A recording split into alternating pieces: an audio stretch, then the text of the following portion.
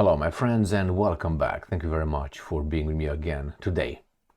Well, Vladimir Putin landed in China. He met Xi Jinping and I have some video clips with the meeting, with a handshake, pictures and the boss walking through the halls in China. Xi Jinping holds talks with Modi, the Prime Minister of India. That's a big development, obviously, because the relationship between the two countries is not the best. They try to build trust in order to oppose Al Capone. Al Capone, on the other hand, says that, or the guy in charge of Al Capone supposedly, tell us that the trilateral meeting between Zelensky himself, which is Donald Trump, and Putin will happen. He says that he promises. Well, I personally don't promise, I just say, and that's enough. All right, back in my office, but I'll be going to my property today to have some again and visit the gun show again for some other stuff that I need to buy. So I can't make a video at the gun show, but I will make videos from my property that I love so much. So let's start with the first topic, which is Putin arrives in China and the videos with him and Xi Jinping. And let's start with this beautiful article here, which is great, isn't it? Do you like it? Yeah, I guess it's better like this. So Russia Today, the 31st of August 2025. Xi welcomes Putin and Modi in China. Live updates. World leaders are gathering in Tianjin for the 2025 Shanghai Cooperation Organization Summit. Chinese President Xi Jinping is welcoming top leaders including Russian President Vladimir Putin, Indian Prime Minister Narendra Modi at the 2025 Shanghai Cooperation Organization Summit. Is set to open in Tianjin on Sunday. Today, more than 20 heads of states and representatives from 10 international organizations are attending. The summit, which wraps up a September 1st, unfolds against the backdrop of rising global tensions. This is the multipolar world, my friends. And here is Putin showing up with his little KGB walk. Look at the detail around him. I always look, not necessarily him, but all these guys right here walking with him. I don't see anybody that could do anything. Maybe that's this woman over here. But hey, let me turn off the volume, because I don't know if let me turn it on, because I don't think this has any sound. But let's go. Put this here so it doesn't have an echo. Okay. Group. Okay. Look how many people are around here. Oh, Peskov, where's gone Peskov? Nobody stopped Peskov. Did you see that? Peskov was ready. Let's play it again from the beginning right there. Look at those guys with a briefcase. You know what those are, right? They unfold and you block the, protect the asset. Let's put it this way. Here is the big, huge hall with all this. Erdogan is here somewhere. Oh, we have Lukashenko. Okay, we have here. Opa. We have here the Azerbaijani's president who just wants to be kicked in the butt. We have here Mr. Erdogan of Turkey. We have here Mr. Lukashenko of Belarus. We have here Modi. I don't know who this tough guy is, but look at him. Probably Tajik, in Indian Prime Minister Narendra Modi. I'm not going to go in the back because I don't know them, to be honest. Then we have this guy right here. You know who that guy is. This guy right here is. And we go here. All right. I think this is the Iranian president, is he? A prime minister? No, a president must be. I think that's the one right here. Oh, don't tell me this is the Armenian guy, the prime minister. I don't think he is over here, Armenia. But nevertheless, he's right here. He can jump on Putin. Putin can do an Uchimata and fuck him up, basically. All right. what else? We're going to play another video here. President Putin has arrived in SCO summit in Denver, Pico Poco Poco, welcomed by Chinese President Xi Jinping and First Lady Peng Yuan, right there. Okay, and he's going to be walking, and I would like you again to pay attention the way he is shaking hands. Coming from his hand always goes up and then goes down. Putin, I'm talking. All right, let's see, where are we? Right there. Let's go. All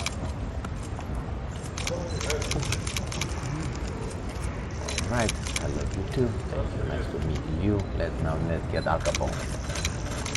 Beautiful, beautiful, beautiful. Okay, well, if it's beautiful, it's beautiful, my friends. Right here we have Modi with Xi Jinping. That's very nice. They have bilateral meeting right here, Modi, Xi Jinping. It's excellent. That's what happens when you overstretch your hegemony, or you try to extend your hegemony. And what's fantastic here, Indian Prime Minister Narendra Modi has invited President Xi Jinping to the BRICS summit that India will host in 2026, according to the Foreign Ministry. Indonesian President has cancelled the planned trip to China due to nationwide protest. Iran and China are two countries with ancient civilization, and on the two sides of Asia. Iran Supreme Leader Khamenei has written pop. Iran is represented at CMA. Okay, I was right there. Iran is represented at SCO summit by its president Masoud Pezeshkian. Iran became a full member of the SCO in 2023. All right, I want to see. That's what it is with this. It's a very important meeting, and the big dogs will obviously put the details on their cooperation and their common front, unfortunately, against these imbeciles in the West who are destroying our civilization here, and unfortunately they will create a downfall of Europe, and if not necessarily the Europe per se, which I think is gone, the Americans as well, and we'll see. I don't talk about Australia and New Zealand.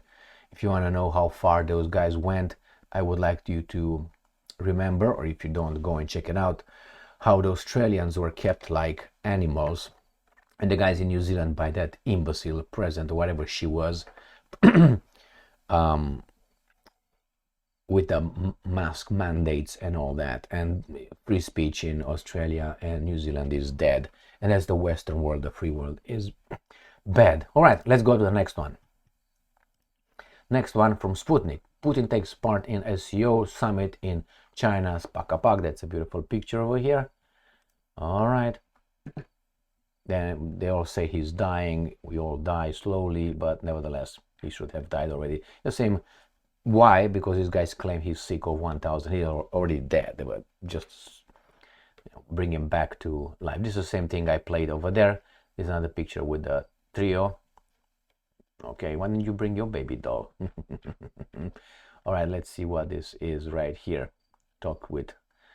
Have any sound?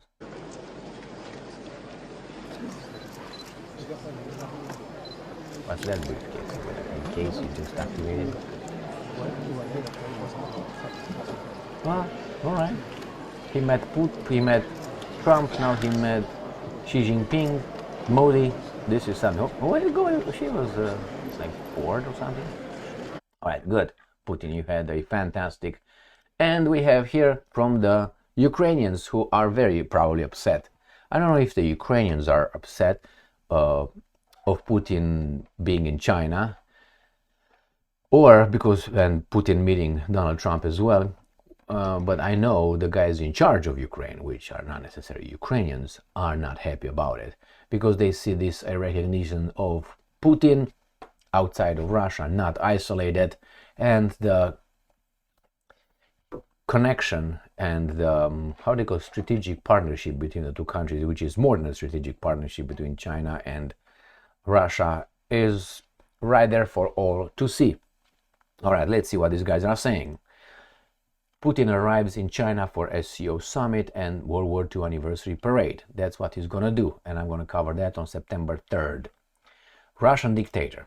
All right, Vladimir Putin, but he's a dictator, but Zelensky, who evaded the elections for a year and a half in Ukrainian country, is a president. Arrived in China on August 31st for a 4-day visit at the invitation of Chinese leader Xi Jinping. All right, see, Xi Jinping is not a president. This guy is a dictator. I mean, you can put whatever title you want. I don't think this guy give a shit. So Putin is set to attend the 25th Shanghai Cooperation Organization Summit in Tianjin, held August 31st to September 1st, where a red carpet was rolled out for his arrival. Okay, during the stay, Putin will meet with, oh, I didn't see oh my god, I didn't see Kim Jong-un here. I didn't see Kim, no. Oh, he's not coming here, oh my bad. Kim Jong-un is going to be in Beijing at the 80th anniversary of the end of the Second World War in the East. So yeah, he's not over there. The woodchuck would be, everybody would be like, doo-doo-doo-doo, he's coming. He is, don't worry, the woodchuck is on his way. During his stay, Putin will meet with Turkish President Erdogan and North Korean dictator Kim Jong-un. All right, now they called President Erdogan president because he's doing their thing. If he's doing not their thing, he's going to be called a strongman and then tyrant and dictator. Russian media also reported plans for a trilateral summit between Russia, China, and Mongolia. Excellent. These guys are on the 26th of the 26 head of state, the government attending in Beijing parade. No Western leaders. Well, because it's against those guys are expected, except pro-Russian Slovak Prime Minister Robert Fico, which I didn't see in the picture. I know him, he knows me. Where is Fico? Let me put my glasses. I don't think he's over here. I think this is the Prime Minister of... but Fico is not here. He should have been in the front row. Anyway, and no Mr. Orban either. I don't see him. Okay, nevertheless, my friends, who isolates whom? I think the imbeciles in Europe isolate themselves from the rest of the world. At the orders and some, I mean, you take this, globalist interests. But the globalist interests are not globalist. When I say globalist, that means we are going to take over the globe. It's not like we are, no, it's we going to take over the globe. That's the globalist agenda. It's not like we all together and hold hands and go into the jacuzzi and have a fuck or something. No, it's not about that. So, no Western leaders. Why? Because they have an order. They have the G7, they have the G20, which is, they included others, but G7, and they think they rule the world. This is an alternative to their garbage, and that's not a good one because these guys are strong, militarily, economically, politically, manpower, however I want to look at it. Yeah, some people in their arrogance say, it's nothing. Really? You'll see, and that's not good for the West. Or is it? Competition is always good, but, you know, they try to destroy one another. So here is what's going on over there actually. Sputnik.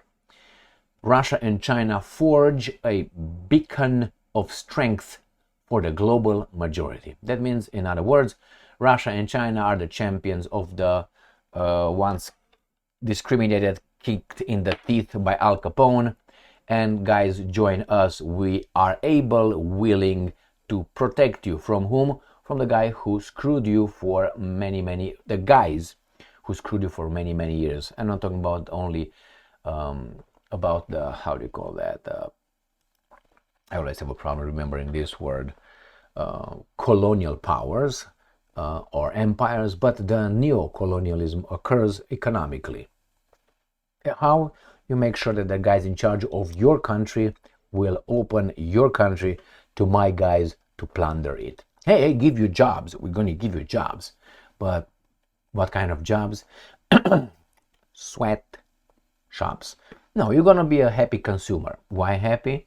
They will make sure that when you're going to get your depression, they will provide you the psychiatrists with medication, because that's how they solve problems. They give you medication so they keep you happy, go work, and then die after you consumed enough, whatever garbage they give you, including the garbage food. So Russia and China can definitely serve as an example for cooperation within BRICS plus nations.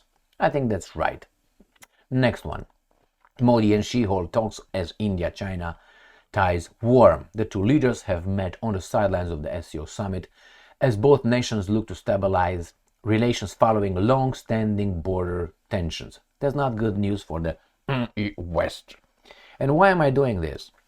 I'm not doing this and I'm not bashing the West because I have something against the West. I have a problem with the West being destroyed by the enemies of the West. Well, I mean enemies of everybody because they love only themselves. And I hate that. European Union or Europe is dying. Our civilization is turned into a bazaar culture. The Judeo-Christian, burning bush thing. That's why I'm mocking these guys. To at least raise awareness about what's going on over there with these people who are supposedly in charge of us, who are not working for us. They're something else. They are something else. But if you don't work for the interest of your people, that means you're a traitor. You work for some other outside interest. All right, and let's see how Donald Trump promises the trilateral meeting. And we have Russia Today, 30th of August. Trump promises trilateral meeting with Putin and Zelensky. The US president had previously insisted that his Russian counterpart first meet the Ukraine leader one-on-one. So this is from yesterday. This is from Saturday. US President Donald Trump has stated that he believes a trilateral meeting with his Russian counterpart Vladimir Putin and Ukrainian President Vladimir Zelensky will happen. Well, if it's meaningful, that's what the Russians are saying.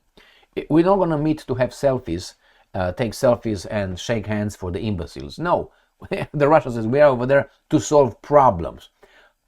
In an interview with the Daily Caller on Friday, Trump was asked whether a trilateral meeting is still planned. That was Friday, 2 days ago, and I'm quoting, "A try would happen. Would, by, I don't know about, but a try will happen." So trilateral, yes, bilateral, no. It doesn't know yet. The US president said, but sometimes people aren't ready for it. And according to Kremlin spokesman Dmitry Peskov, while Russia is still interested in direct talks with Ukraine, preparations for such a meeting is not very active.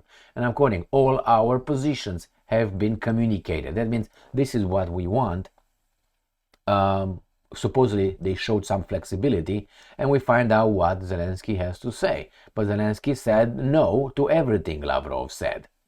The reaction of Kiev Western sponsors at the talks indicates that they don't want peace. So basically, we have the profiteers who don't want it, let it go. They don't want, a little understanding. They don't want to push back or push forward, push forward because they are the initiators of the garbage in Ukraine. They don't care. They are still making a profit. It is like, I don't know if you make wine. I do make wine, my own wine. I grow my grapes, crush them, all that. So when you go and you crush and you squeeze the grapes and you get the juice, the mousse out, the juice out of it, you go and the last drop, pick, pick, pick, and then you unscrew it, and then you put the next batch and so on, the next load of grapes, crushed grapes and so on.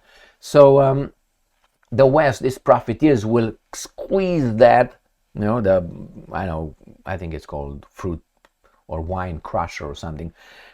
They will squeeze it until the last pick drop falls over there, and then they start with someone else, like could be Georgia, could be Armenia, Azerbaijan, Romania, Moldova, Poland, the Baltic states. They don't care. They do not care. Or maybe they can start in Iran again, or maybe North Korea, but they will not dare because these guys met. Thank you very much for being with me again today. These guys is gathering. It's a failure of the other side, because the other side failed.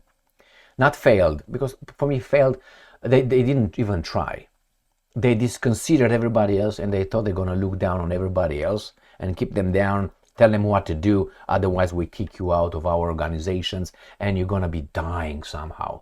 Over there is just a desert in the world. There's no people, no resources, no intelligence, nothing. Only we do everything.